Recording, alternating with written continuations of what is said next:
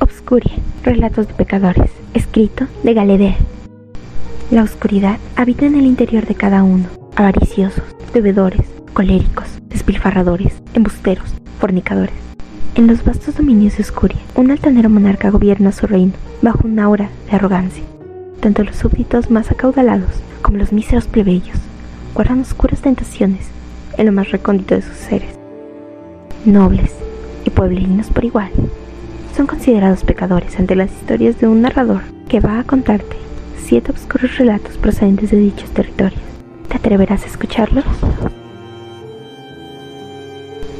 1. El Lord Excesivo. La gula. El poderoso señor que ostentaba una enorme cantidad de lujos y riquezas en su afamada villa, la cual era reconocida por todos en el reino de Obscurie por ser aquellos territorios los más fructíferos y fértiles de todo el vasto reino.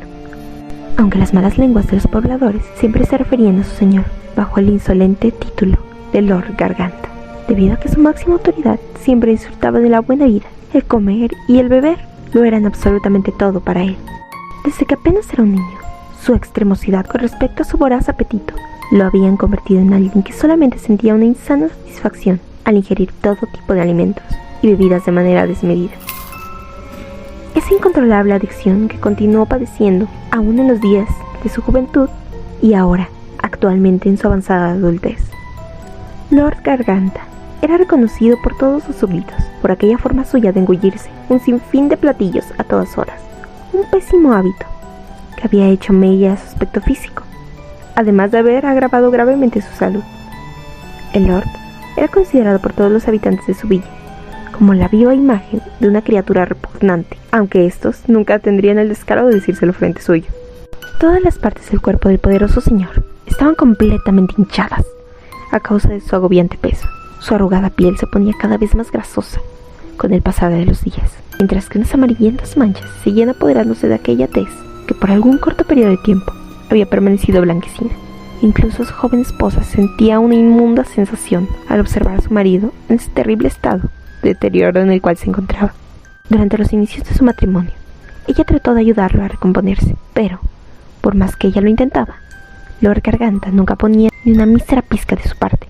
Así que la joven mujer tenía que sobrellevar aquel funesto matrimonio, llevando el título de la desdichada, sobrenombre con el cual los habitantes de la villa se referían a ella desde que su delicada mano había sido prometida al Lord Bonachón.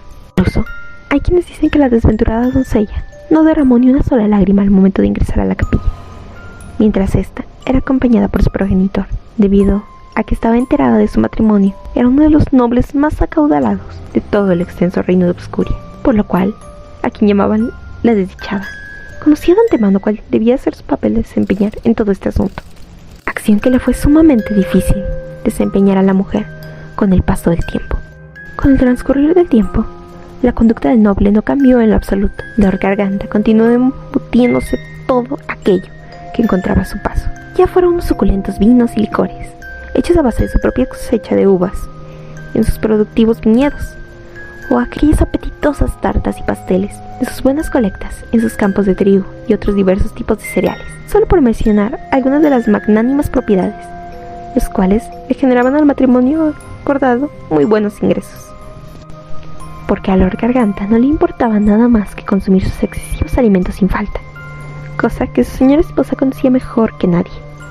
Los padres de la joven doncella desdichada le habían prometido el matrimonio al Lord Recordete desde que era un crío, que solamente se preocupaba por exigir a sus sirvientes que deseaba ver la extensa mesa de madera repleta de apetitosa comida en abundancia, como si la vida se tratase de un banquete todos los días de su vida. Precisamente ese sería el lema del noble señor: cada día de mi vida es un festín. Y ese sería el lema que manejaría su casa desde entonces. Aunque su esposa podía jactarse de tener las manos más finas a pesar de la edad, también le estaba marchitando con lentitud.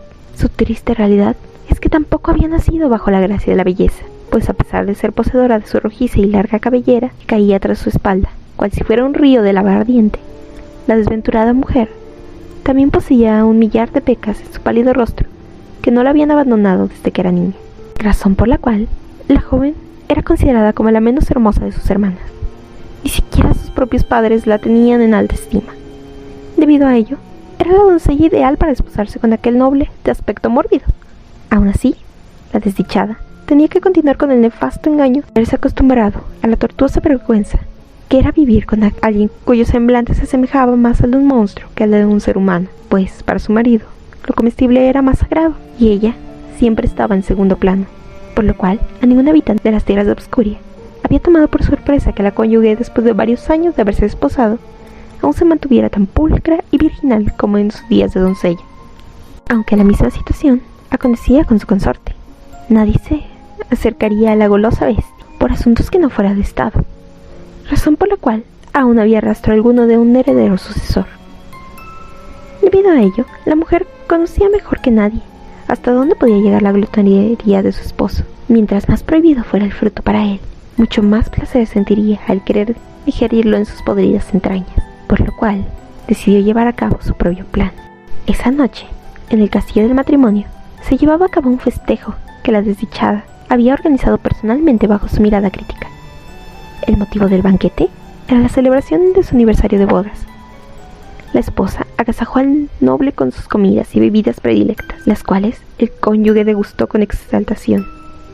Incluso felicitó a su consorte por su buen sazón en alimentos, que le había servido a enorme mesa de madera con un beso en la mejilla, siendo esta la única muestra de afecto que le había brindado en todo el matrimonio. Siendo ellos los únicos invitados en el festejo de su aniversario nupcial, y ya sin ningún sirviente que estuviera husmeando por los alrededores, la mujer presentó su platillo final ante su marido. Era el postre favorito del noble, una deliciosa tarta de frutas.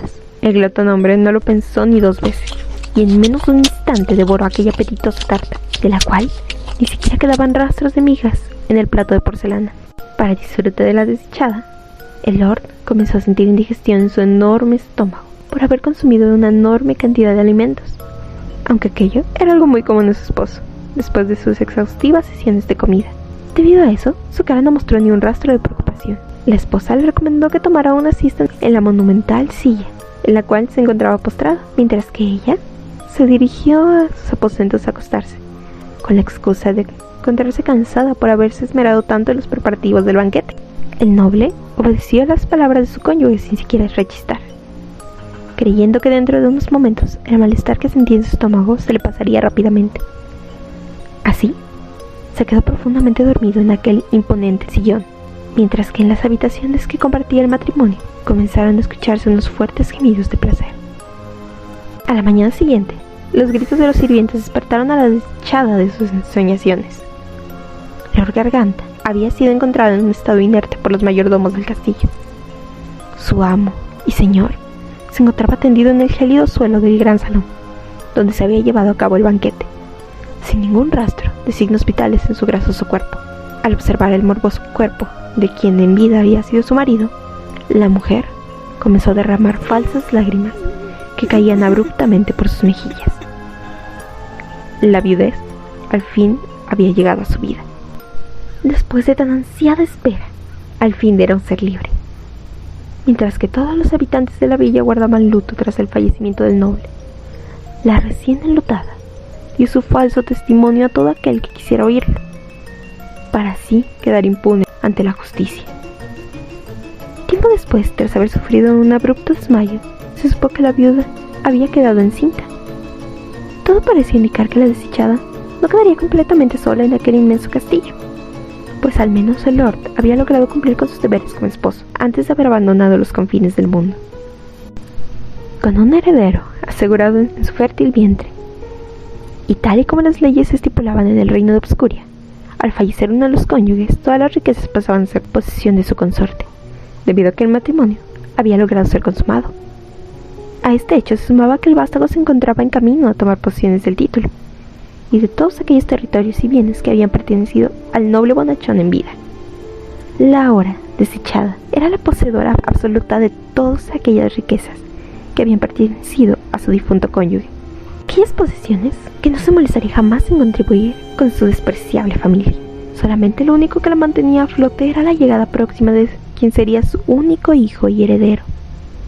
En cuanto a la mujer viuda dio a luz, era evidente que la criatura no tenía absolutamente nada de parecido con el difunto progenitor. De acuerdo a lo que comentaban las malas lenguas, el neonato presentaba ciertas características físicas que se asemejaban más a un caballero que había estado al servicio del Lord excesivo durante algún tiempo. Tras el fallecimiento de su amo, este había desaparecido por completo de la vista de todos. La enlutada mujer se había asegurado de que aquel hombre no pronunciara absolutamente nada de lo sucedido entre ellos nunca más. Mientras que el particular rasgo característico que el hijo había heredado de su madre fueron nada más y nada menos que sus singulares pecas. Aquel detalle había enfurecido sobremanera a la madre viuda, aunque era el precio que debía de pagar por haber ejecutado la muerte de su marido de una manera tan atroz. Lo había asesinado en el banquete de sus festejos nupciales, además de que había menospreciado la memoria de su difunto esposo al mantener relaciones sexuales en el lecho marital, mientras que su cónyuge daba sus últimos alientos de vida en el salón de abajo.